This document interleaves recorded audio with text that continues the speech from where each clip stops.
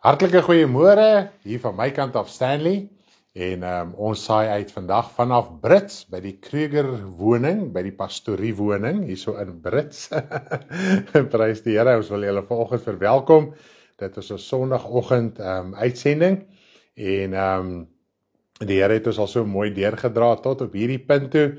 En ek en my vrou is so dankbaar in ons hart vanoggend weer eens vir almal se uitreik na ons toe, wat dit vir ons in die vlees ook bietjie moontlik maak om rus te kry en bietjie, soos hulle sê, te lawe, dat ons weer die pad vorentoe kan vat en ook saam te kan kuier daar waar ons is, so ons kan net die Here loof en prys. Ja, so as jy wil weet waar saai ek uit, ons is vanoggend by die Kruger woning, vir jy wat nou eers inskakel, hierso in Brits, in die Noordwes provinsie.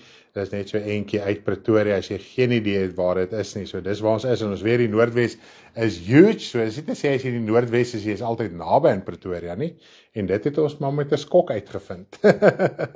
Want ons nou gehoor het laas jaar van Delarival, is daar naby Michelle en Henry, dalk kan ons daar oorslaap. Nee, dis baie ver van Michelle en Henry af. Nou ja, prys die Here. Hartlik welkom vanoggend. Ons is opgewonde om hier te wees, terwyl ons die geleentheid gee om dat almal inskakel. Asseblief deel die boodskap na jou Facebook tydlyn toe, na jou WhatsApp status toe, en dan na die tyd laai ons video's ook op ons YouTube channel, met die Aanlyn Kerk YouTube channel. Ons het 'n Telegram channel waar ons die audio en video oplaai, so as jy nie een van daai platforms het nie, kan jy Telegram gaan, en dan het ons ook 'n WhatsApp channel, en ek wil jy aanmoedig, gaan volg ons WhatsApp channel, daar sit ons al ons daaglikse dingetjies op, en ons roadtrip wat ons mee besig is en so aan, kan jy al die foto's sien en dan kan jy ons volg. Ja, so ons is besig met 'n roadtrip. Ons het vroeër van die jaar konferensie gehad. Dit was in Oktober gewees, vroeg Oktober. En so 3 weke daarna toe begin ons roadtrip einde van die jaar 2025 roadtrip. En ag, wat 'n heerlikheid is dit nie tot dusver gewees nie. En ek dink mens kan nooit eintlik 'n hoogtepunt uithaal nie, want oral waar ons kom is net elke saak uniek en lekker en opgewonde.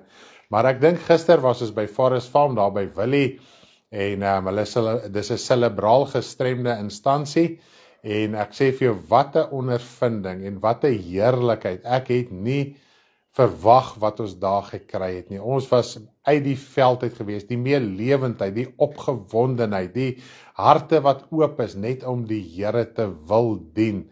Almal wil hemel toe gaan, almal verstaan, hier sal nie glo nie, elke persoon, en die een is nou meer gestrem as die ander een, en die een het bietjie meer breinskade as die ander een, as ek dit so kan noem. Ek hoop ek gebruik die regte terme, ek wil nie afbreekend klink nie. En tog almal verstaan, en almal praat, en toe ons gister en ons het in Engels opgevoer, ook gelukkig. Ons het gedink die meerderheid is Afrikaans, toe is die meerderheid Engels, en dit was net so 'n heerlikheid gewees. So baie dankie vir julle wat dit kon maak, wat gegaan het, en julle wat ondersteun het live op Facebook. Wow, dit was net amazing gewees. En ek kan vir jou sê, ek dink ons het nuwe vriende gemaak, en gister, ons het lekker gesels en gekuier. Ons het gedink, 'n uur gaan verby wees, dan gaan ons huis toe gaan. Toe dit hulle etenstyd is 4:30, en toe besluit ons, nee, nou moet ons ry, want hulle kan nou nie anders nie. So ja, ons het 2 uur aangekom, 4:30 het ons gery, so die etenstyd was het ons seker tot 6 uur die aand almal gekuier. En Willie kom na my toe, hy sê vir my, oom, hoor gou hierso, kan julle nie konferensie hier kom hou nie?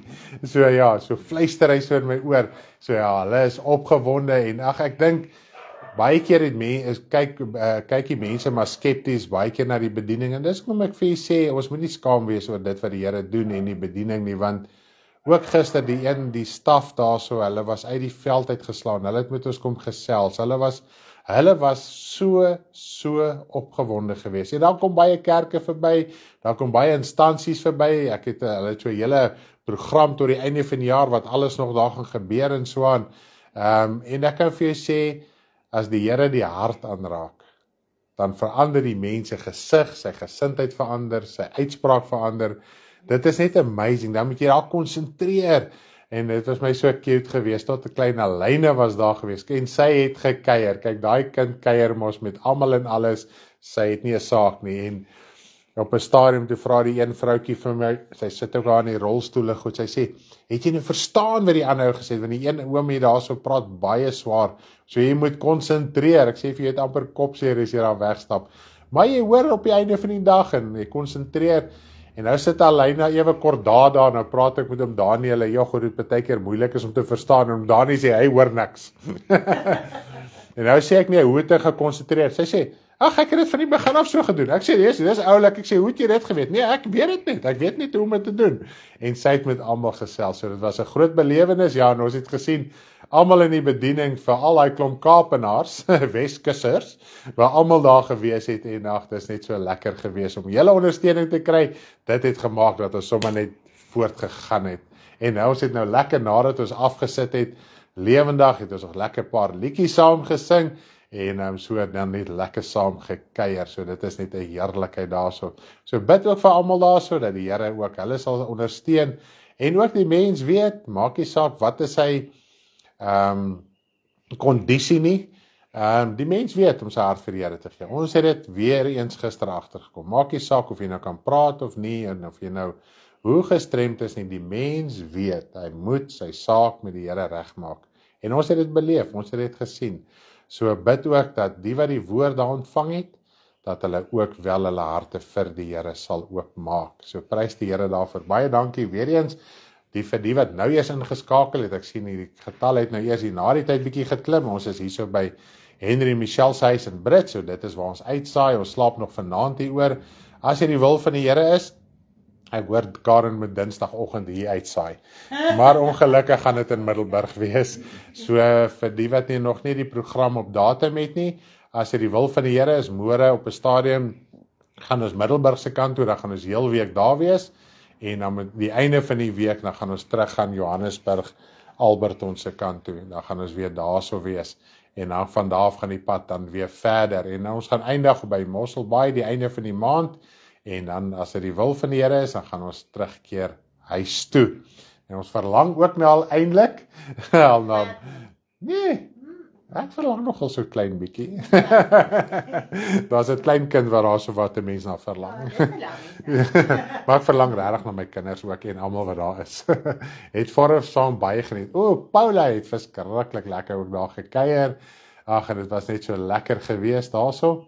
So as daar weer so 'n geleentheid is, en jy is in die omgewing, en die vervolg, doen die moeite, dit verbreek jou hart, en dit is wat ons soek baie keer dinge van die Here af, en baie kere is dit asof ons so moan en groan oor ons kondisie, en ons situasie, soos wil jy sê, ek wil nie lewe nie, en ek kan vir jou sê, daag jouself uit, daar is nie 'n ander manier nie, en ons gaan volgens 'n bietjie deur die woord gesels, rondom dit, daag jouself uit, ons moet onsself uitdaag, jy moet uit jou gemakzone uitkom, al is dit baie keer iets fisies wat jy moet doen, en ek kan vir jou sê, gister op pad soontoe dink ek in my hart, Here, ek en Karen het hier 'n bil gepak, wat ons het geen idee om wat om te verwag nie, so dit is so uit ons gemakzone, dit is nie eens waar nie, en tog het die Here gekom, en ons hart is verruim. So ja, Forest Farm is van nou af op die agenda, so ons moet gaan kuier, dinge gaan doen, so nou weet ons wat om te verwag, en hierdie keer gaan ons meer melkterte moet vat. Baie meer melkterte. Net so by the way, wink wink vir die melktert skenkers. Ons gaan definitief 'n paartjies meer moet vat, maar nou weet ons daarom so 'n idee, wat om te verwag. Ons was kon jaloers, sê Ruwaida, wow, dis so awesome, hoor ons haar van almal, sy, dit is so lekker. Ja, ek het gister gesien, Isie en Koos is bietjie tranerig om afskeid van ons te neem, want hulle lyk my wil saam met ons huis toe gaan, hulle het op 'n stadium vir Karen gesê, maar ons moet net op pad onthou om hulle op te tel, want hulle wil ook huis toe vat. Hulle sal babysitting doen anytime, enige job description, hulle sal van vat daai kant. Daar sê maar baie dankie vir julle liefde wat ingeskakel het, en wat laat weet het, hoe dit, en ons aangemoedig het en so aan, dit is net amazing. En van die mense wat op die channel bygekom het gister, was wel van Forest Farm geweest, net om die in te lig. So ja, hulle volg ook na ons bediening. Dankie vir Roland en Ria dat hulle ons opvoering vir ons Kyk, Roland en Ria se oor het seker gister so gemaak, zing, zing. Ons het gelag en ons was moedeloos saam en al hierdie dinge, het was net lekker geweest. Ons het 'n paar dae hulle besig gehou met ons gesiggie en oom situasie. Te vergeet is wraggies 2 reëls. En 2 van die maklikste reëls in die hele gesprek. Maar nou ja, julle het nie by die huis geweet nie, dit het daarom gevloei. Ek het gisteraan deur geluister om te dink, jog, het ons iets groots gemis nie, sien ek nie. Die groot goed het ons gehad, was maar net so 2 sinnetjies wat nie daar was nie. Maar nietemin, die Here het gewerk en hy het antwoorde gegee. Maar voor ons gaan begin, ek gaan vanoggend praat oor die hoë roeping, of baie sal sê the high calling, as jy nou al die Engelse woord gehoor het. Lag almal net so lekker. Wanneer hulle kuier is ons jaloers. Daar sê goeiemôre. Asai, kom ons bid en dan gaan ons voort met ons diens. Hemelse Vader, ek wil vir u baie dankie sê dat u 'n groote God is, groot van goedertierenheid en barmhartigheid en een wat berou het oor die onheil wat u gespreek het, Vader. Wanneer ons so dink aan Ninive se saak ook en u het vir Jona gestuur en toe Ninive hulle bekeer, Vader, het u hulle onmiddellik vergewe. U het nie nog daaroor getop en gedink en geredeneer, moet ek dit doen of nie, en soos wat ons altyd sê, ja, ek sal vergewe, maar ek sal nie vergeet nie. Vader, u het vergewe, u het vergeet, u het nie wraak en die toorn oor Ninive uitgestort nie, maar Vader, Jona, wat nou hierdie godsdienstige man was, wat u gevolg het en wat deel was van u volk, hy was vertoornd, want hy wou gesien het hoe die wraak van u oor hulle vyande uitgestort word. En hy was kwaad, hy was verbitterd in sy hart gewees, selfs toe hy vir hom 'n wonderwerk gedoen het. En tog in daai opstand van hom het hy hom in liefde geantwoord, het hom in liefde uitgesorteer en met hom gepraat, Here. En wanneer ons na al hierdie dinge kyk, dan sien ons die liefde van U. En dit is wat ek die laaste tyd besef in my hart, die liefde van U, want so lief het U, Vader, die wêreld gehad, dat die enige gebore seun gestuur het, dat elkeen wat in hom glo nie verlore sal gaan nie. Vader, en dit het my gister so getref, nie hy wat het gesê elkeen wat in my glo, nie net sekere mense nie, elkeene, want dit is nie die wil van U dat een verlore sal gaan nie, maar dat almal die ewige lewe sal beerwe. Vader, en dit is die werk van U op aarde, is om ons siele te red van die bose, te siele te red van die ewige wraak en vuur en poel van vuur wat daar is, Vader, want dit is die regverdige oordeele. Hemelse Vader, ek wil vra dat U ons vandag ook sal lei in hierdie diens en dat U my sal help om die regte woorde te spreek en dat dit woorde van waarheid wees, woorde van stigting, woorde wat vrymaak, vermaaning, lering, wat ons ook al nodig het vanuit hierdie boodskap, dat alles in die wysheid en in die liefde en in die krag van U sal geskied.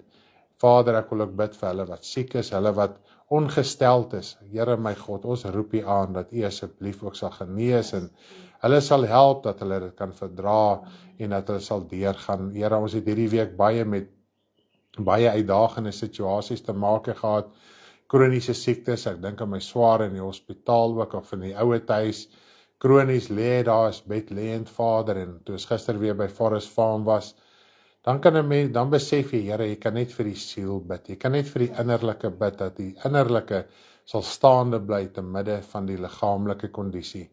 Vader, almal wat behoefte het, ons bid dat U sal voorsien, ons wil ook bid, as gemeente weer eens saam vir boortjies met haar swangerskap, dat U haar sal bewaar en haar liggaam gesond sal hou en ook vir babatjie gesond sal in die lewe sal inbring, al klaar is U besig, Here, en harte te werk om ook, Here, daar te ondersteun en te help, en Here, ons wil vra dat U vir Deborah en Wallis ook die wysheid sal gee, as babatjie gebore is, wat om te doen, wat se rigting om in te gaan, met die verpligtinge wat hulle op die stadium met bewaar hulle in gesondheid ook, en so ook almal, Here, wat ek nie van persoonlik ken, wat se name ek nie ken vandag nie, wat in situasies sit, wat nodig het, Here, my God, wat nodig het om net deur U versterk te word en genees te word en deur U hand voorsiening te ontvang. Ons wil vra, Vader, dat U dit sal doen volgens U groot genade, wil en barmhartigheid in Jesus se naam. Amen.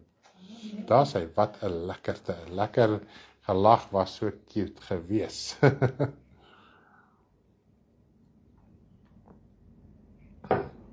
Wat het hulle geweet?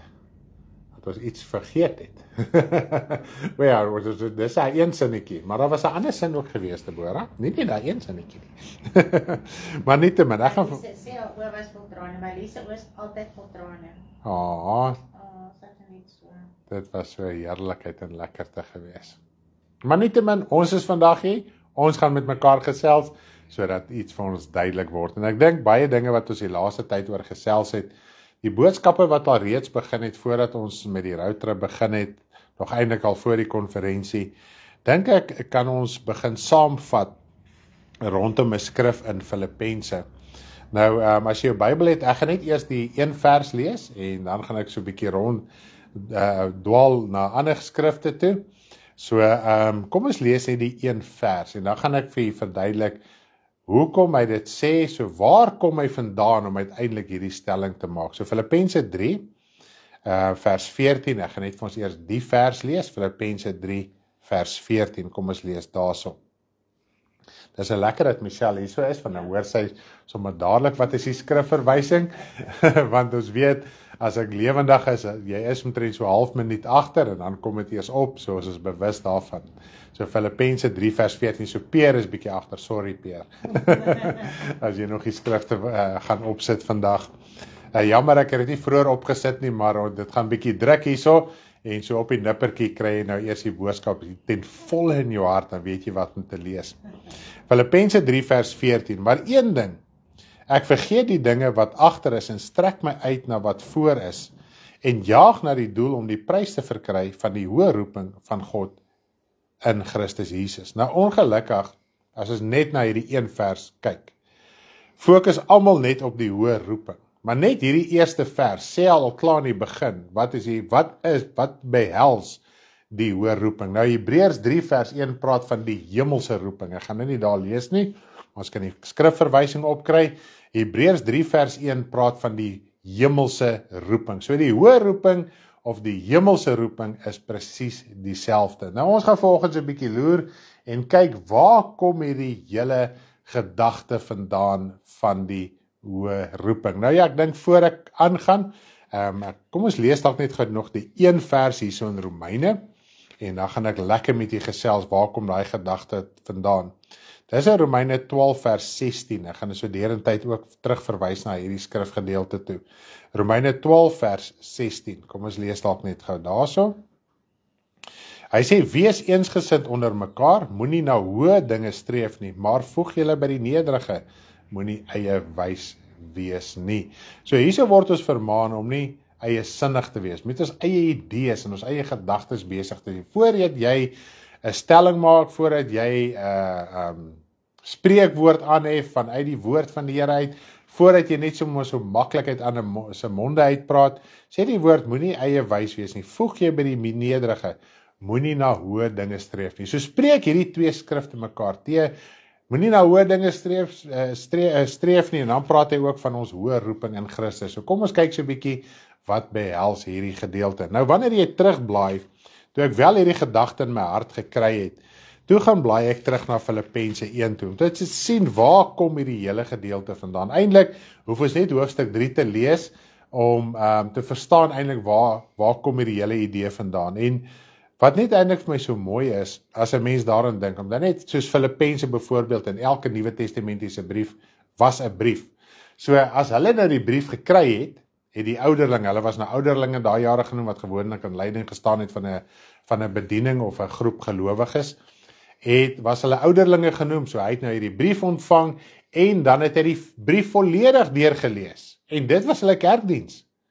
Nou, as ek nou moet sê, okay, ons gaan nou vandag Filippense lees, en ons begin by Filippense 1 vers 1, en ons lees hom deur, dan gaan baie mense sê, hoe boring is dit nou nie.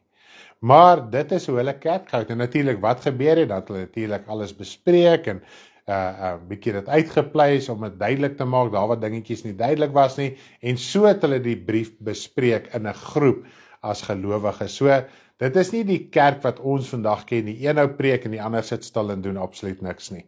En dit is ongelukkig, in die tyd waar ons nou in is, dit is 'n baie lui manier wat ons aangekweek het in ons Christelike wêreld. En ons het nou die dag so 'n bietjie eintlik gepraat oor geestelike leiheid, wat mense altyd vra, bid vir my, bid vir my, bid vir my. En mens kom op 'n punt wat jy nie vir jouself wil bid nie. Ek praat nie daarvan, jy doen ook moeite in jou binnekamer en jy voel net, weet jy wat, ek het ook net so 'n bietjie die ondersteuning van die broeders nodig om saam met my te bid. So kom, jy sal sien as jy vir my boodskap stuur, gaan ek vir jou sê ek bid saam met jou. Ek gaan nie net vir jou bid nie. Ek bid saam met jou want jy moet al klaar voor God wees met jou saak. En dan raak 'n mens naderhand so lui. En dit is eintlik wat gebeur in die wêreld hier buite. Alles moet vir jou gedoen word. En dit moet vinnig gedoen word en dit moet haastig gedoen word. So hierso sit ons met 'n groot saak. Die evangelie is jou verantwoordelikheid. Jesus het gesterf dat jy kan loskom van die duiwel. Geen profeet, geen wet in die Ou Testament kon die mens losmaak van die greep van die duiwel nie. Tog het God deur die wettiese instelling vir hulle gewys om heilig en sonder gebrek te wees. Nou heilig beteken doeteenvoudig, jy sonder jou af van alles wat wêrelds en ongeregtigheid is en sonde. Dis wat heiligheid in beginsel beteken.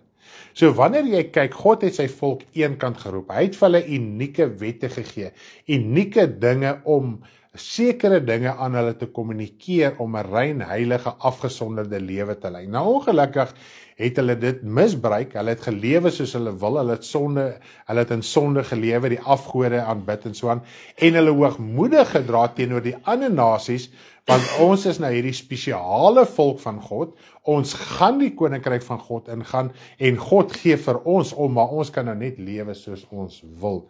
En ons sien wat was die gevolge van daai lewenstyl, denkpatroon ensovoorts, dat God hulle in ballingskap weggestuur op die einde van die dag is Jerusalem vernietig, alle aardse dinge het God vernietig, om vir ons te wys, dat die aardse verbond kan die mense siel nie losmaak nie, want die oomblik toe Jesus gekom het, toe is jou siel los van die bose. Maar jy moet in daai vryheid wandel, waarin Christus jou mee vrygemaak het, en dit is waar ons ook, soos hulle in goeie Afrikaans sê, opslip.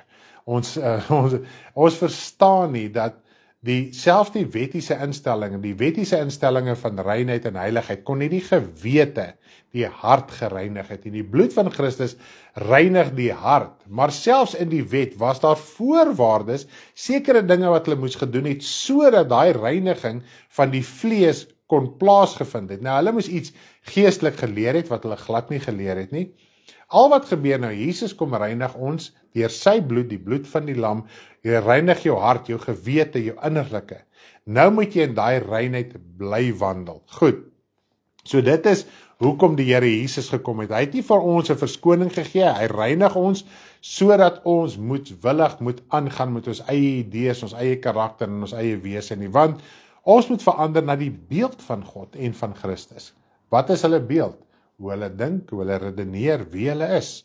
Dis die beeld van God in Christus, en is jou siel wat na die beeld verander. So, jou denke, jou tradisie, ons het mos lekker gepraat oor kultuur, tradisie, herkoms, stambome en al hierdie dinge. Die oomblik as jy die Here Jesus aanneem, die bloed van Jesus Christus, breek elke aardse band, of dit nou 'n gesinsverband is, familieverband is, dit breek al daai bande, en verbind jou aan Christus, sodat ons een kan wees met Christus in die hemele, nie een met mense se vleeslike denke op aarde nie. Goed, selfs binne 'n huwelik, ons het gehoor ook die laaste tyd, challenges kan so wees, dat jy selfs partykeer 'n uitdaging het in jou huwelik, dat man en vrou ook nie werklik waar daai tyd en eenheid met mekaar kan spandeer, wat hulle wil spandeer nie. Daar's baie keer 'n gelowige man, ongelowige vrou, en andersom. So, dit en die bloed van Christus verbind ons aan die hemelse roeping, die hoë roeping. Goed, nou kom ons gaan so 'n bietjie terug, nou kyk ons na wat behels die hoë roeping, of die hemelse roeping. Goed, nou wanneer ons so 'n bietjie terugblaai, ek het nou probeer highlight en hier uitkom en daar uitkom, dan dink ek, sal seker beter wees om vers vir vers te lees, maar ek gaan dit nou natuurlik nie doen nie. Maar wanneer ons al reeds hier in hoofstuk 1 kyk, en dan sien ons Paulus praat hiersom van die hoe hy in boeye was. Dis nou hier so vers 15, 16, daarom praat hy van hoe hy in boeye was. Met ander woorde, hy was in die tronk gewees ter wille van die evangelie. Nou ek wil graag vir ons lees vers 12 en 13. en vers 14, want dit wat ek in hierdie verse lees, ons het die laaste tyd baie stellings gemaak. Alles wat jy deurgaan, moet uitloop tot op die bevordering van die evangelie van Jesus Christus. Maar net ek geweet, daar is eintlik 'n skrifgedeelte wat dit in soveel woorde sê. Nou, kom ons lees dit. Dit is nou van vers 12 tot 15. Dis in Filippense 1, van vers 12 tot 15. Ja, ons lees maar tot vers 15, dit sal reg wees. Filippense 1, van vers 12 tot 15. Kom ons lees daarson.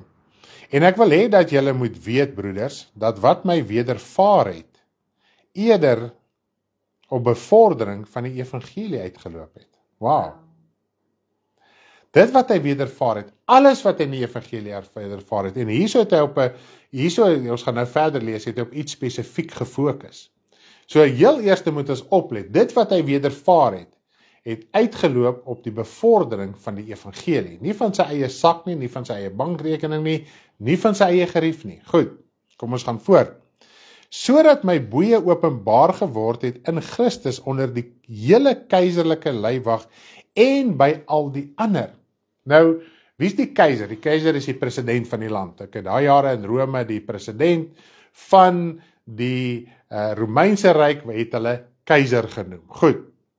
Nou, as ons nou dink, en dit is nou die illusie wat in die Christelike kerk gepredik word. Ek het al ook sulke profetiese woorde gehoor, ek en my vrou, dat jy gaan nog hier vir hierdie hoë mense die evangelie verkondig.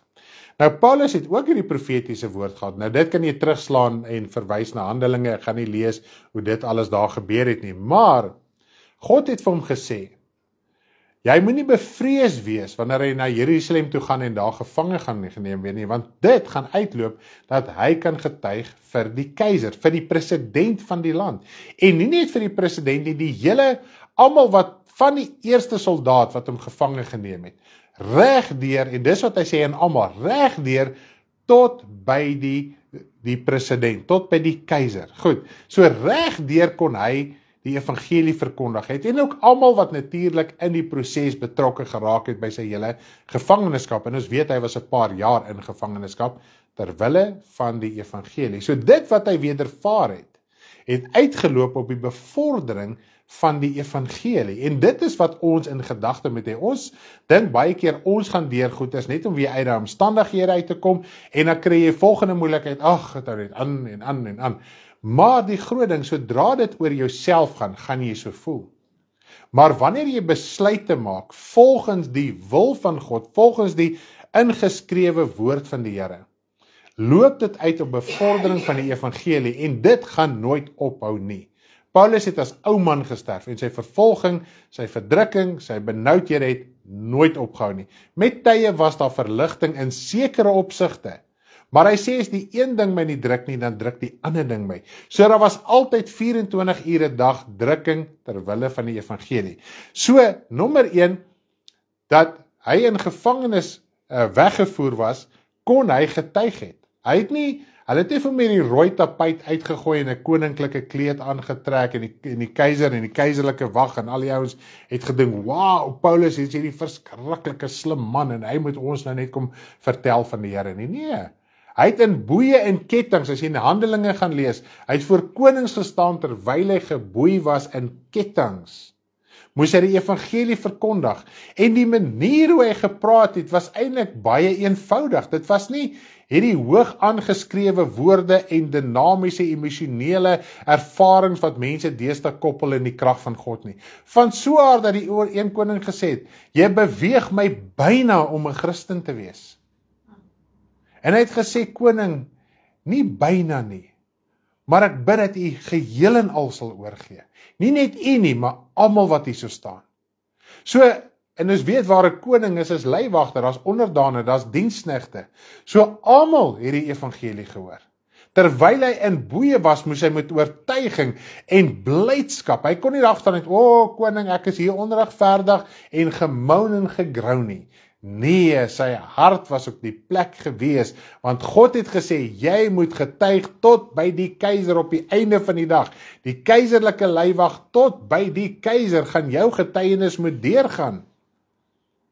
En dit het hy gedoen terwyl hy in smarte was. En ons weet daai jare se tronke was nie 5 ster gewees nie. Goed. Nou, kom ons lees die volgende vers. Nou bereik hy die sondaar, die ongelowiges. Maar hoor die volgende vers, dit is my amazing. Sodat my boeie openbaar geword het en die meeste van die broeders wat in die Here deur my boeie vertroue gekry het, dit des te meer waag om die woord onbevrees te spreek. Hoor mooi. Terwyl hy in gevangenskap was, het mense hulle harte vir die Here gegee. Want hulle het gesien, hier's 'n man met ruggraat. Hier's 'n man wat vas staan. Hier's 'n man wat onbeweeglik is. En hulle het gedink, dis die moeite werd om die evangelie wat hierdie man verkondig, na te volg. En hulle het geweet, as hulle die Here aanneem, en dis wat hy skryf, hulle het geweet, hulle gaan dieselfde paadjie moontlik stap as Paulus, en baie het daai paadjie gestap. Ander kon dalk vrygekom het, sodat hulle op hulle beurt weer die evangelie verder in die wêreld kon uitgedra het. So wanneer ons kyk, en ons is nou hier met 'n oploop besig om te verstaan wat ons is hoë roeping. Paulus was besig met die hoë roeping. In gevangenskap, in sla, in skande. Ons lees dit in 1 Korintiërs 11, kan jy daar gaan lees, 1 Korintiërs 4. Ons is die afskraapsel van mense en engele tot nou toe. Ons word as uitvaagsels beskou, ons word valslik beskuldig ter wille van die evangelie. Ons moet dit altyd verstaan. Dit gaan nie ter wille van my eie gerief en begeerlikhede en wellustige wêreldse drange nie. Het hy deur hierdie goeters gegaan, en te midde van enige iets, het hy vasgehou, en daar het mense gesien, maar as hierdie man in sy toestand, en nou moet jy weet, hy is al 5 keer met 39 houe geslaan. Hy was 3 keer skibberig gebly, hy was met stokke geslaan, hy was gestenig gewees, hy het in die veld geslaap, hy het baie keer nie eens behoorlike klere gehad, hy het soos 'n hobo gelyk, hy het in die koue in die veld geslaap. Toe skryf hy in hierdie dinge, nie in jou lazy boy voor jou TV nie, in hierdie dinge ter wille van die evangelie, is jy meer as oorwinnaar om wat? Om jou gemoedstoestand, jou depressie, dit wat jou liggaam graag oor wil moan en groan 24 ure 'n dag, daai ontevredenheid het hy oorwin, deur nog steeds die vrug uit te leef, nog steeds die evangelie uit te dra, nog steeds vas te staan en standvastig en onbeweeglik te wees om die vrug van die evangelie uit te dra.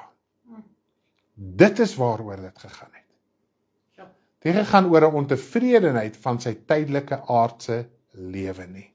En ongelukkig word al hierdie skrifte gebruik om ons as kinders van die Here onvergenoeg te maak oor ons tydelike saak, sodat ons aandag weggevat kan word van ons hoë roeping.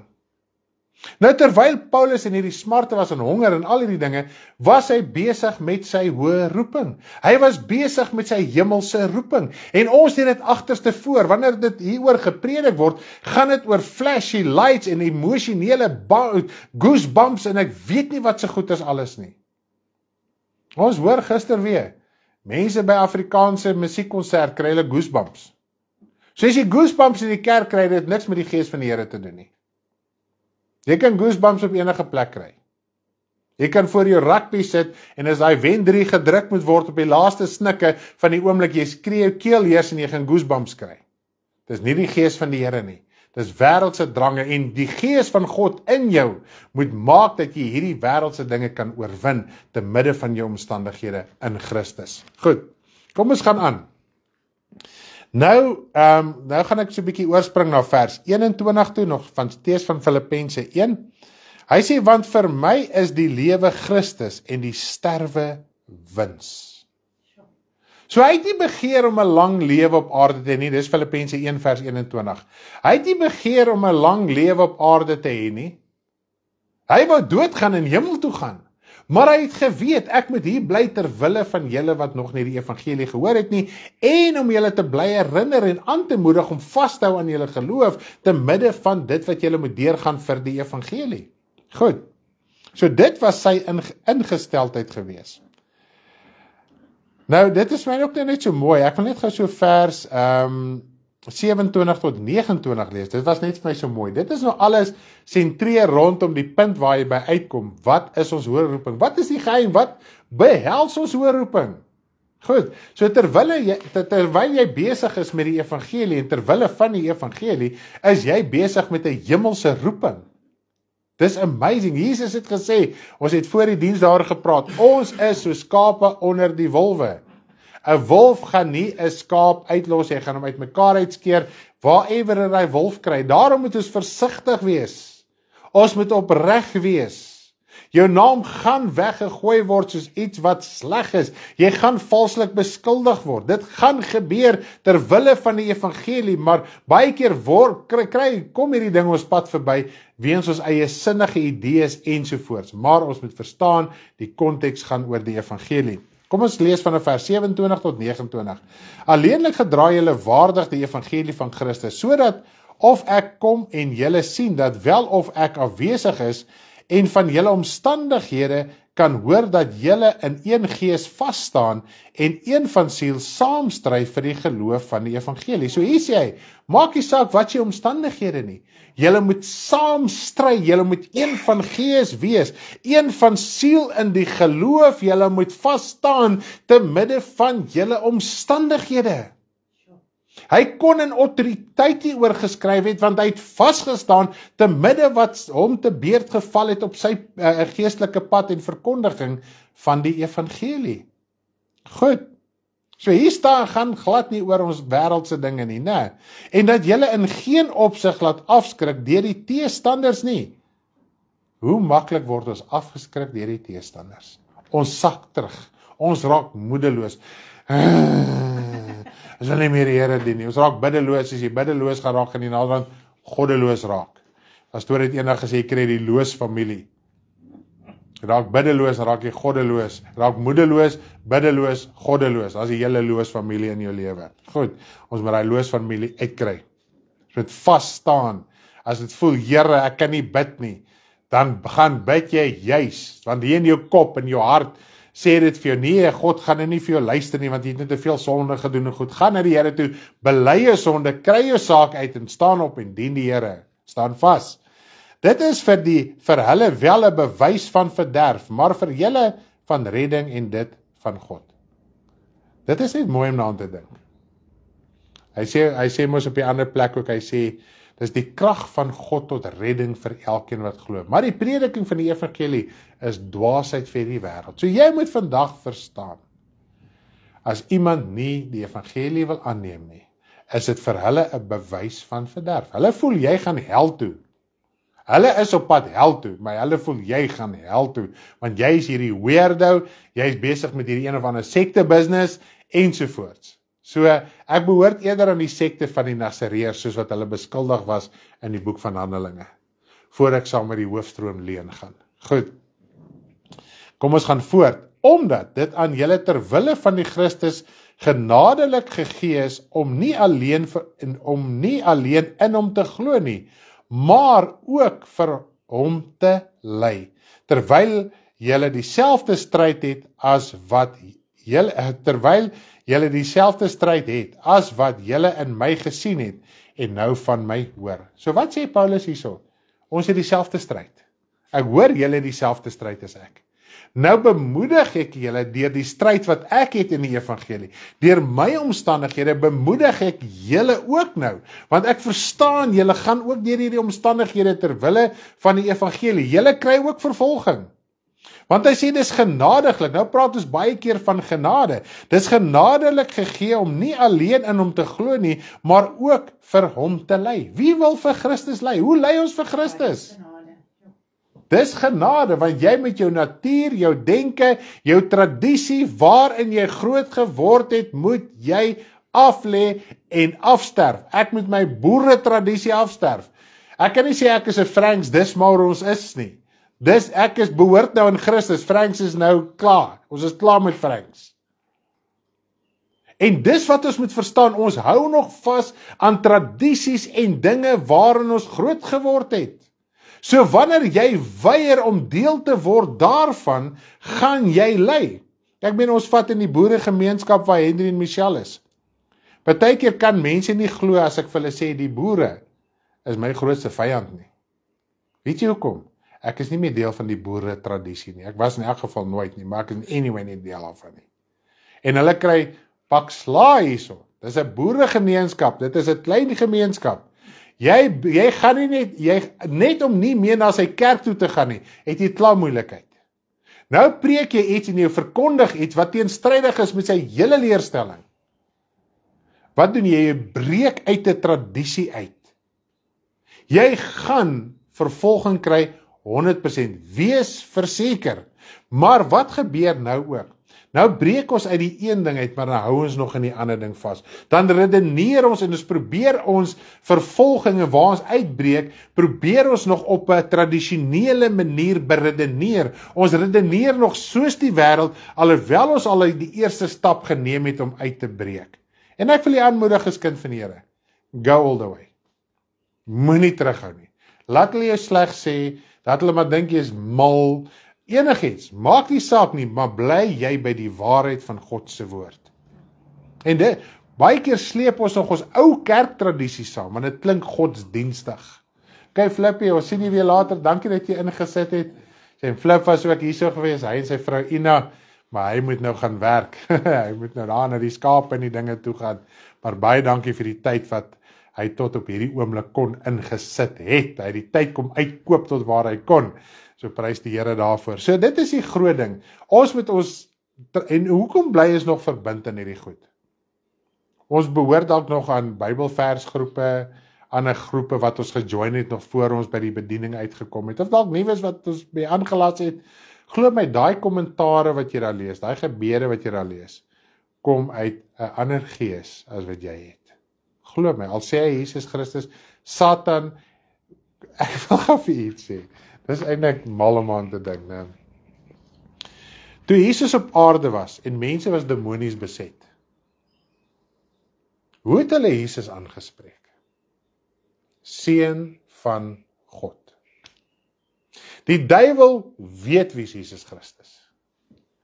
Hy erken Jesus is die seun van God, maar natuurlik doen hy dit met 'n grinslag.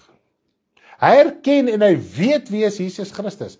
Die duiwels weet wie is God. Dis hoekom die Here Jesus sê, nie almal wat sê Here, Here sal die koninkryk van God ingaan nie, want tot die duiwel kan sê Here, Here. En hy sê dit, hy het gesê, Jesus seun van God. Die legio, 6000 duiwels sê, U is die seun van God. Dink vir 'n oomblik daaraan. So ons lewe partykeer in so 'n dwaal en 'n dwaas en 'n dwaal leer en fantasie wêreld, dat die duiwel kan nie sis nie en die duiwel kan nie so nie. Die duiwel is 'n verleier, hy is Satan, hy bedrieg, hy kan hom verander in 'n engel van die lig en 'n engel van God. So dis kom die Here Jesus sê, jy wees wake up, wees nugter, wees waaksaam, bid, en die enigste manier om dit te kan wees, is om werklik waar te bid. Okay, kom ons gaan aan met ons hoë roeping. Ek dink ons het die prentjie nou al baie mooi. En hierdie wil ek aan julle uitleg. Ek wil so 'n bietjie daar praat. Dis nou in Filippense 2 en vanaf vers 6. Ek gaan dalk so net so 'n paar verse lees. Ek wil net kyk tot vers 9. Filippense 2 vanaf vers 6 tot 9. Dis wat ek vir sê, dis moeilik om verse uit te haal, maar ons try ons bes hierso vanoggend. Hy sê, Eindelik vers 5, dit is my mooi, jammer dat ek nou so eers daai ene geskiep het. Ons lees eindelik van vers 5.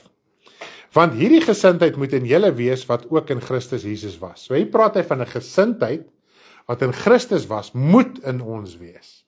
So ons moet 'n ander denkpatroon kry. Ons moet verander na die beeld van Christus toe. So hier praat hy van 'n sekere gesindheid. Goed.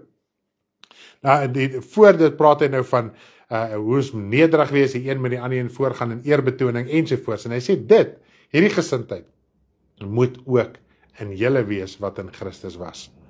Hy wat in die gestalte van God was, en het geen roof geag het om aan God gelyk te word nie. Daai roof geag is 'n uitdrukking om te sê, hy het nie aan dit vasgehou nie. Hy het nie vas daaraan gehou om aan God gelyk te wees nie. Hoekom sal hy dit sê? Maar het homself ontledig deur die gestalte van 'n diensknegt aan te neem en aan die mense gelyk te word. So toe hy die keuse moes maak, het hy nie vasgehou te sê, God, ek is nou gelyk aan U, ek wil hier bly nie. Nee. Hy het die gestalte van die mens aangeneem, die diensknegt. Nou daai selfde gesindheid, nou voor dit, die verse voor dit, beskryf die gesindheid van 'n diensknegt. Ons moet die nederig wees, ons moet mekaar dien, die een moet die ander hoër ag as homself, ensovoorts. En Jesus het ook die mens hoër geag as homself. Hy het gesê, ek is die een wat kom dien. Hy het sy lewe kom gee. Met die feit as jy jou lewe gee vir iemand anders, dan ag jy daai persoon hoër as jouself. Okay? En in gedaante gevind as 'n mens, het homself verneder deur gehoorsaam te word tot die dood toe. Nie tot 'n dag voor die tyd of 'n uur voor die tyd nie, tot die dood toe. Ja, die dood van die kruis. Daarom het God hom ook uitermate verhoog en hom 'n naam gegee wat bo elke naam is. Nou, ons het baie gepraat die laaste tyd en ons het die een boodskap gehad, die saad wat moet sterf. Jesus gesê, as die saad nie sterf nie, kan hy nie lewe nie. So as die saad nie sterf nie, bly hy alleen, hy bly daar in sy hoekie, hy bly in sy eiland lewe, hy dra geen vrug nie. Die voëls van die hemel kom en pik hy saad in anyway weg, en dit is die woord van God wat in ons hart gesaai moet word.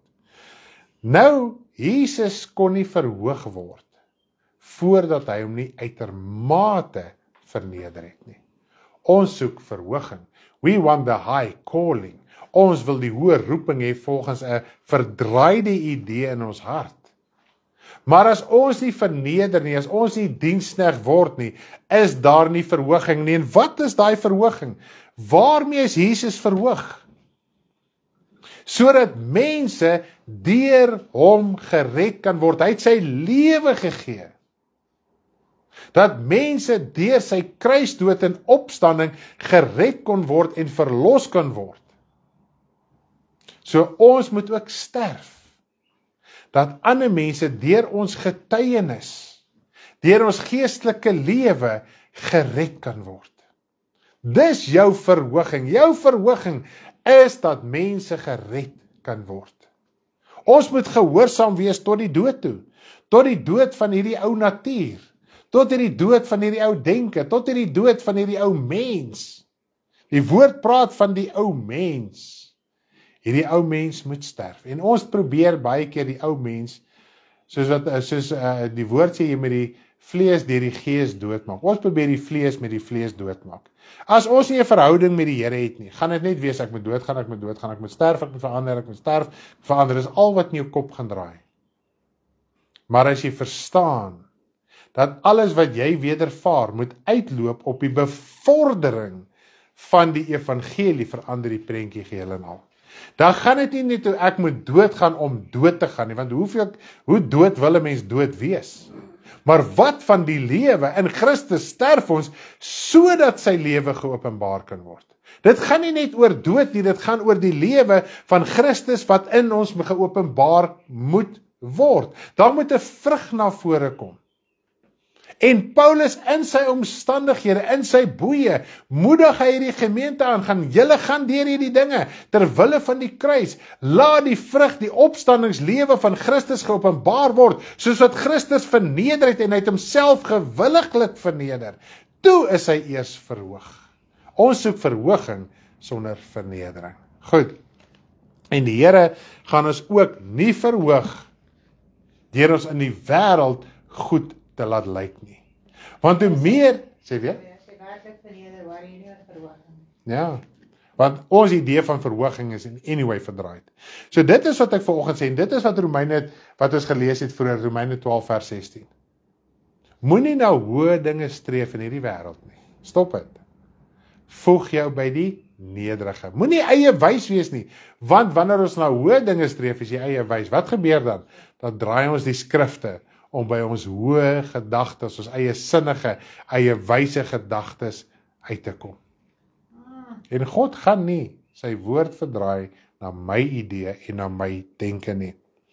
Nou gaan hy verder aan en nou praat hy praat hier in vers 17 nog steeds in Filippense 2 van hoe hy as 'n drankoffer uitgegiet is ter wille van die bediening. Drankoffer, hy uitgieting is, jy gee jou lewe, jy gee jou alles. Jy hou niks terug nie. Paulus was besig met die hoë roeping, met die hemelse roeping. Geen flamboyanse nie, oral verwerp, die koning luister hom uit. Jy beweeg my byna om 'n Christen te wees. Stuur hom terug, tronk toe. Daar bly hy vir 2 jaar. Volgende koning kom. Ons moet iets begin doen aan Paulus. Uiteindelik land hy in Rome. Daar was hy nog in 'n gevangenskap vir hoe lank? Toe was hy op 'n stadium vrygelaat. Toe hy weer verby Rome kom, toe neem hulle hom gevange en toe was dit sy laaste gewees. Dit was sy hoë roeping. En ons sien dit anderste. Nou ook wat nou interessant is, as ons oorspring hier na vers 29 en 30 toe, dan praat hy van hierdie persoon Epafroditus, wat siek was tot by die dood toe. Hy was siek tot by die dood. Nou sê vers 30 vir ons, wat se siekte dit was, weet ons nie. Maar kom ons lees, hoekom was hy siek? Want ter wille van die werk van Christus het hy tot by die dood gekom en sy lewe gewaag om aan te vul wat julle kort gekom het in die diensbetoning aan my. So hy het hom op 'n manier in die evangelie gedruk, dat hy siek geraak het tot die dood toe. So iets het hy gedoen. Hy het sy vlees seker geen rus gegee nie. Maar wat my getref het in hierdie gedeelte, en dit is wat ons die laaste tyd baie oor gepraat het. In hierdie wêreld sien ons dit. Kom ons sê daar's 'n maatskappy van 100 mense. Dis gewoonlik 3, 4, 5 wat werklik skouer in die wiel sit, nou afgesien van die baas. En die hele werkslas kom op hulle af. En hulle is gedaan as hulle nou moet huis toe gaan, want hulle moet die werkslas van 100 mense dra. En ons sien wat gebeur. Besighede val, dinge raak die mekaar, daar's nie dinge gebeur nie soos dit moet gebeur in die vlees nie. En ons raak ongelukkig en ons kan vir ure praat oor die onbevoegdheid van mense en die een wat bevoeg is, hy moet daai hele las dra. Maar ongelukkig weerspieël dit in die evangelie. Hierso sien ons, Epafroditus het gewerk dat hy siek was in die evangelie, omdat hierdie gemeente dit nagelaat het om te doen wat hulle moes doen. Hy het die las van 'n hele gemeente gevat. En hy het gesê, ek worry nie, ek gaan alles doen in my vermoë, al moet ek dood neerslaan.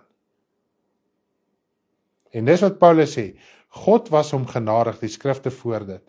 God was vir Paulus en hom genadig, dat hy nie moet sterf nie, sodat hulle kan voortgaan om die evangelie te verkondig. Dis die hoë roeping in Christus. Daar is so 'n handjievol kinders van die Here, wat werklik waar hulle plig besef en opstaan. En ons het gisteraan weer oor gepraat, en toe Michelle ons die vraag vra, toe besef ons het deurlopend in ons roadtrip dieselfde saak gehad.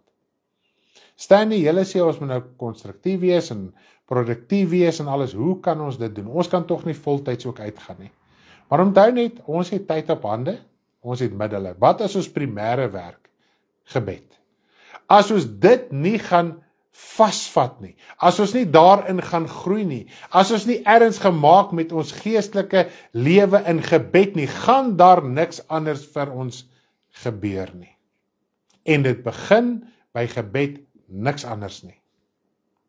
So die bietjie wat ons kan doen, dit doen ons eers nie, maar nou wil ons die ander ding doen. Kom ons begin by gebed. Kan jy werklik waar net 5 minute bid? Wees eerlik met jouself. Kan jy werklik waar net 10 minute bid? Het jy werklik waar net so 'n bietjie tyd om te bid? Glo my, as jy jou plig vat, en dit die Here so mooi met ons gepraat het, ek dink Here, dit is nogal crazy. As jy jou plig vat, in plaas om 'n uur en 'n uur en 'n half of 'n fliek te gaan kyk, of op Facebook te kyk, of wat ook al, Sê Here, ek gaan hierdie ding afsterf. Ek gaan doodgaan oor hierdie ding, want hierdie ding voed my vlees. Dit bring my in 'n situasie dat ek my geestelike lewe compromise. Sit hy tyd een kant, want jy gaan mos nou 1 uur en 'n half sit en niks doen nie. Praat nie van, jy moet nou wasgoed was en stryk en tuin maak en daai goed wat gedoen moet word nie. Vat hy tyd en sê, Here, ek gaan begin bid. Basies, almal wat ons ken in die bediening kan tale bid, begin tale te bid. As jy nie weet wat om te bid nie, begin tale bid. Glo my, kort voor lank gaan jy baie bid. As jy moeg is om te bid, vat die Bybel en lees die Bybel. Sê Here, ek gaan hierdie gewoonte van my breek. Elke keer as ek voel ek gaan 1 uur daar sit, ek gaan hom afsterf, dan gaan ek eerder tyd met U spandeer. En so gaan jy geestelik groei. Dan neem jy jou verantwoordelikheid. Dan sterf jy in jou natuur, in jou sonde, in jou ongeregtigheid, in jou wêreldse begeerte, en dit, die geloof in dit, oorwin jou wêreldse begeerte. Glo my, as jy na jou werk toe gaan, jy gaan 'n ander perspektief hê, jy gaan 'n ander idee hê, baie dinge, die omstandighede gaan nog presies so wees. Maar jy gaan 'n totaal anderste wedervaar, ervaar en hanteer. Want ons soek baie keer wysheid, maar ons is nog wêrelds gesentreerd. Jy kan nie jou volmaak van jou huis af tot by jou werk met die sonde, ongeregtigheid en wêreldse dinge verwag, die dag moet in die Here in oorwinning aard nie. Dit gaan nie gebeur nie. Ons moet tyd aan God spandeer. Goed, kom ons gaan aan, kom ons spring oor na hoofstuk 3 toe. Kom ons lees hier van vers 7 af. Ek gaan nou so deurlopend lees tot ons weer by vers 14 kom. Goed, maar wat vir my wins was, dit het ek om Christus wil skade geag. Dit wat vir hom wins was. En hy was 'n godsdienstige man. Hy was in ons, soos wat ons in ons dagsaltyd sal sê, hy was 'n professor in die Joodse universiteit gewees. So hy het voordeel gekry, het geld gekry, het inkomste gekry, was sy job, was 'n eerbare werk. Terwille van Christus het hy sy geleerdheid prysgegee, hy het sy inkomste prysgegee, hy het sy aansien prysgegee. En daai selfde mense wat hom geleer het oor die Joodse godsdienst, het hom vervolg en gesorg dat hy gedood word op die einde van die dag. Hy het alles prysgegee, hy moes sy familie prysgee, hy moes gevlug het vir die evangelie. Hy moes sy huis prysgegee het. Hy moes alles prysgegee het. As ons die konteks kan verstaan, kan ons die woord nie uit konteks uitruk om sekere verse aan te haal om ons eie lewe mee te regverdig. En kom ons spring oor na vers 8 toe. Ja, waarlik, ek ag ook alle skade om die uitnemendheid van die kennis van Christus Jesus my Here, terwille van wie ek alles prysgegee het en as drek beskou het om Christus as wins te verkry. Dink so 'n bietjie, as drek, afval, menslike afval beskou. Ons hou vas aan ons tradisies, ons geleerdheid. Ja, 'n mens moet lewe en eet. Begin God te soek, begin te doen wat die woord sê. Begin sy koninkryk te soek en nou op te worry oor wat jy gaan lewe en gaan eet. En God, die Here Jesus sê, God, weet jy dit nodig? Soek my koninkryk. Kom uit jou verkrompte lewe uit. Al wat ons baie keer kan bid, ons het nou die laaste tyd en gisterand weer daaroor gepraat. Wat bid ons? Here, baie dankie vir kos, dankie vir klere, dankie vir 'n huis, dankie vir dit, dankie vir dit, dankie vir warm bed, dankie vir al die vleeslike dinge. Daai gebed bevorder nie die koninkryk van God nie. Dis werke met hout, hooi en stoppels. As ons werklik waar sê, ons verstaan die waarheid, ons leef die waarheid, en ons bevraagteken partykeer, hoeveel mense volg Stanley, hoeveel mense is aktief? Ek sê, ek weet nie. Ek ken niemand nie, so ek weet nie wie is aktief nie. Ek ken jou naam en ek kuier, maar in 'n geestelike pad stap ons glad nie, so ek weet nie hoe aktief is jy nie. Ek weet nie wat verstaan jy nie. En as ons werklik waar begin moeite doen en effort insit, en ons idees en goed as drek begin beskou, dan kan ons Christus as wins verkry. Maar ons wil nie die pad stap nie, ons wil nie die leidingspad stap nie. Ons wil nie die ou mens aflei nie, en glo my, dit wat jy dink jy gaan verloor, jy wen baie meer as wat jy verloor. Jy het vrede wat alle verstand te bowe gaan. Jy het rus in jou siel, jy het Sabbat in jou innerlike. In hom gevind te word, nie met my geregtigheid wat uit die wet is nie, maar met die wat deur die geloof in Christus is, die geregtigheid wat uit God deur die geloof is. So, as ons dink om nog wettiese dinge te doen, en die woord sê, as jy een wettiese ding doen, en wat is die een wettiese ding wat elke liewe Christen basis doen? Tiendes. Dan gaan dit nog oor na Sabbat toe, dan gaan dit oor na hierdie blaas van die ramshorings. Ag, ek wil nie eens ingaan op al die goeders nie. En as jy een doen, is jy onder die vloek van die hele Ou Testamentiese wet. God se gees is nie met dit nie.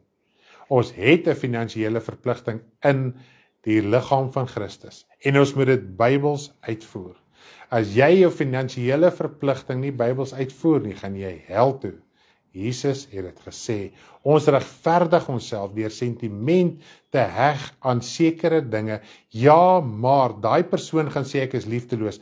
Laat daai persoon vir jou sê hy is liefdeloos, want daai persoon is liefdeloos teenoor jou. Jy is besig om hel toe te gaan, want jy gebruik nie jou finansies volgens die inskrywing van God se woord nie. Dis jou eie idees, dis jou eie kultuur, dis jou eie sentiment wat jou lei weg van die waarheid van God se woord. En dis wat Jesus sê, Here, maar U het ons op ons strate geleer. Hoe leer die Here Jesus op ons strate? Wat is ons strate, ons innerlike?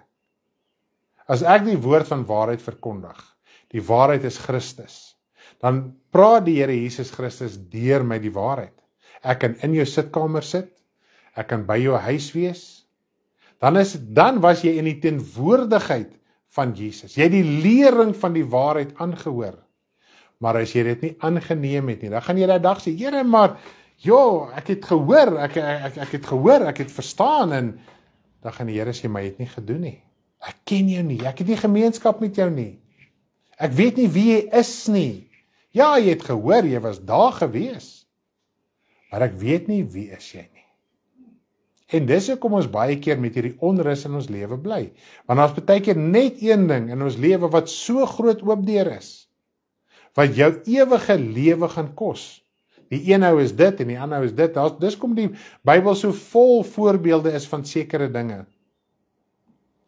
En as ons in daai area waar ons onskuldig is nie drasties optree nie, as jy vandag sterf, al luister jy die diens elke Sondag, al bid en Bybel lees jy, gaan jy hel toe. Dis die waarheid van God se woord. Wanneer 'n mens nog in onkunde is, dit het niks met onkunde te doen. Selfs die woord sê, daar is 'n tyd van onkunde, maar dan hoor jy die waarheid, want jy wil nou weet, hoekom is jou lewe in shambles? Dan kom ons byvoorbeeld in ons bediening, as ek nou ons as voorbeeld mag vat, dan sit ons daar, ons verkondig die evangelie van waarheid. Wat dink die mens? Stanley en Karen het met hulle gepraat. 'n Mens het met hulle gepraat. As ek met jou gepraat het in my eie gedagtes, mag jy dit sê enige tyd. Maar as ek vir die skrif aanhaal, dit sê God se woord, dit wat jy een van die geringstes van hom doen jy aan hom. En jy lees dit, en jy verontagsaam dit, sal jy verlore gaan. Al is jy hoe mooi oulik en 'n goeie lewe gelei. Dis die hartseer. So ek wil jy aanmoedig as kind van die Here. Kom ons kry hierdie hoë roeping in die hande. Kom ons begin af te sterf. Ons moet weet, waar gaan dit? Goed. Kom ons gaan voort, ons gaan nie daarby stil staan nie, sodat, hoor mooi, nou het Paulus hier geskryf, hy ag alles is drek, hy beskou alles as drek, hy ag niks in hierdie wêreld, nie geleerdheid, nie aansien, nie familie, niks hoor as Christus nie, hy beskou alles as drek, hoor wat sê hy, sodat ek hom kan ken, en die krag van sy opstanding, en die gemeenskap aan sy lyde, terwyl ek aan sy dood gelykvormig word, of ek miskien die opstanding uit die dode kan bereik.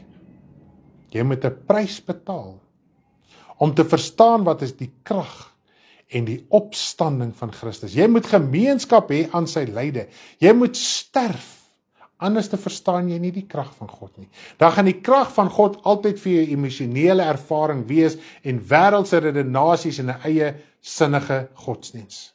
Dit gaan altyd gaan oor die uiterlike. Dit gaan altyd gaan oor die tydelike. En oor jouself, ja.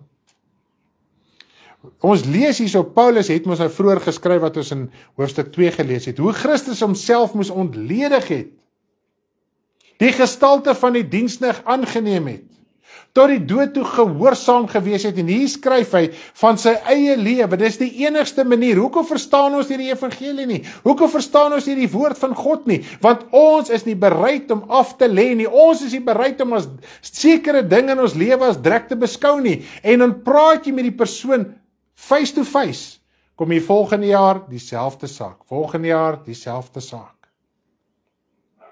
Dan vir 3-4 jaar, die raad wat jy die eerste keer by God gekry het, wat jy gevoel het Stanley en Karen se raad was, het jy nie gevolg nie en daarom val jou lewe uit mekaar uit. Nie net tydelik nie, dit gaan nie net altyd oor 'n tydelike saak nie, maar innerlik is jy ook uit mekaar uit. As ons nie bereid is om te sterf nie, as ons nie bereid is om te ly nie, as ons nie bereid is om in die dood van Jesus Christus gelykvormig te word, nie gaan ons nie verstaan wat is die werklike krag van God se evangelie nie. Die dag toe jy jou laat doop het jy verklaar, jy het 'n gebed voor God gebid, wat nou nog voor God staan, al het jy hoe ver teruggeval. Jy het verklaar, ek is bereid om elke dag in Jesus te sterf, sodat sy lewe in my geopenbaar kan word, dat ek kan verstaan wat is die werklike krag van God. Ons verstaan nie die krag van God nie. Die krag van God is vergifnis, en ons verstaan nie vergifnis nie. As ons werklik vergifnis verstaan, dan verstaan ons wat is die krag van God. Vergifnis maak jou los van die ewige hel, smarte en duisternis. Dis die krag van vergifnis. En dis die krag van God. Dis die evangelie wat Johannes die Doper kon verkondig het. Die woord van God sê hy het die pad gelyk gemaak vir Jesus. Met ander woorde, dit wat hy kon verkondig het, hy het 'n bewussyn begin bring, hy het 'n oortuiging begin bring, en hy het ook in die krag en in die Heilige Gees van God bedien. En hy was die grootste profeet van alle profete, Jesus het dit gesê. Nie Stanley nie, woord sê so. En tog het daar geen wonderwerke plaasgevind nie, daar het geen tekens plaasgevind nie. Hy moes die krag van vergifnis, die kennis van vergifnis kom verkondig het. En wat het gebeur? Mense was oortuig van hulle sonde, hulle het hulle sonde bely, hulle sonde uitgesorteer, dan het hy hulle gedoop. Nie andersom nie, deesdae werk dit andersom, werk jy andersom nie. Daarna moet jy in daai pad bly wandel. So dit is die hoë roeping. Nou sê in vers 12, nie dat dit ek al reeds verkry het of al reeds volmaak is nie, maar ek jaag daarna of ek dit ook kan gryp, omdat ek ook deur Christus gegryp is. Nou kom ons oor in vers 14, maar een ding, ek vergeet die dinge wat agter is, en ek strek my uit na wat voor is, en ek jaag na die doel om die prys te verkry van die hoë roeping van God in Jesus Christus. Die hemelse roeping. Ons moet hier die aardse, die wêreldse afsterf. Ons moet dit begrawe, ons moet klaar kry daarmee, sodat ons die hemel kan ingaan. Dis die hemelse roeping. En dis die pad tot by die hemelse roeping. Nou wanneer ons ook lees in Titus, dan praat hy van hoe ons deur genade gered is. Maar daarna moet ons goeie werke voorstaan. Dit is Titus 1 vers 8. Daai voorstaan beteken you must maintain good works. You must devote yourself to good works. Wat is goeie werke? Om die evangelie uit te dra van die Here Jesus Christus. En ons kan dit nie effektief doen as ons nie sterf nie. As ons nie ons lewe met die Here regmaak en op 'n daaglikse basis sterf nie. So ek glo en vertrou dat die boodskap vandag vir u tot groot seën kon gewees het. En kind van die Here, begin te dink oor jou lewe, begin te dink oor jou verskonings. Ons besef een ding, daar's geen verskoning in hierdie wêreld wat jy vandag kan aanhef, wat jou kan regverdig voor God, waarom jy in jou toestand sit waar jy nog in sit. Daar is nie 'n verskoning nie. Die enigste ding is, ons moet net begin erken en sê, ons is lui, ons is eie sinnig, ons is eie wys, ons wil nie die woord van die Here toepas nie, ons stel nie daarin belang nie, maar ons soek die voordele in die vlees van die evangelie. Nou, na aanleiding van die skrif, ons moet nie na hoë dinge streef nie, wil ek afsluit met die volgende Psalm, dis net 3 verse. Psalm 131 van vers 1 tot 3. Psalm 131 vers 1 tot 3. Nou ja, dis in Psalms geskryf. En die uitlating is gemaak deur Paulus na aanleiding van die Psalm. Dis net amazing. 'n Bedevaarslied van Dawid. So dis 'n lied. Ons moet hierdie kan sing. O Here, my hart is nie hoog en my oë nie trots nie. Ook wandel ek nie in die dinge wat vir my te groot en te wonderbaar is nie. Waarlik, ek het my siel tot bedaring gebring en stil gemaak. Soos 'n gespeende kind by sy moeder, soos 'n gespeende kind is my siel in my. Wag op die Here, o Israel, van nou af tot in ewigheid. Wat maak ons siel onrustig, wanneer ons na hoë dinge in hierdie vlees strewe? Nou ons na wêreldse dinge in hierdie vlees strewe. Wanneer ons die gesuiwerde, gereinigde woord, wat deur lyding en smarte geopenbaar is, wil gebruik om ons eie lewe te mee regverdig, om in hierdie lewe, hierdie vlees hoog geag te word. Die woord sê, dit wat ons hoog ag, is 'n gruwel voor God. Jou tradisie is 'n gruwel voor God. Jou vleeslike denke is 'n gruwel voor God. En ons moet dit aflê, en wanneer die Heilige Gees 'n mens daarop wys, deur middel van die woord, moet jy sê, Here, ek verstaan vandag waar lê my krisis. Ek is begeerig. Jy hoef vandag nie eers 'n sent in jou bank te hê, jy kan in 'n shack bly, en jy kan meer geldgierig wees as 'n persoon wat miljoene het. Ons meet geldgierigheid aan mense se besittings.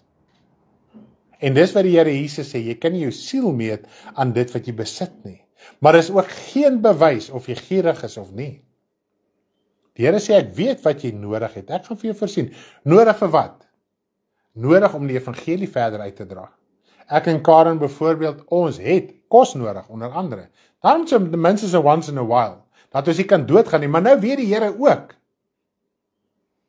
Jy kan nie gereeld 40 dae vas nie, want jy gaan dood neerslaan. Hy weet ook, jy kan nie gereeld 3 en 2 weke vas nie. So hy moet meer gereeld vir ons kos voorsien, dat ons kan aangaan. Maar kan God nie gedemand, en as hy nou vandag vir my, na die dag was ek lus vir so steak. En hy kom al 'n lang pad aan, en ek dank die Here, ons het hom gekry op daai braaivleisvuur.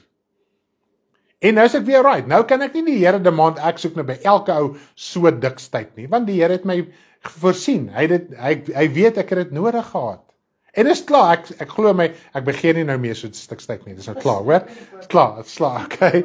Ek is happy, en ek is, die liggaam het sy voeding gekry wat hy moes kry. Maar ek kan nie God nou gaan demand, ek soek nou elke keer so 'n lekker groot steak nie. Skaapchops, ja, as jy lekker skaapchoppies ook gekry, joh, dit is altyd baie lekker. Maar ek kan nie ook die Here gaan demand vir skaapchoppies nie.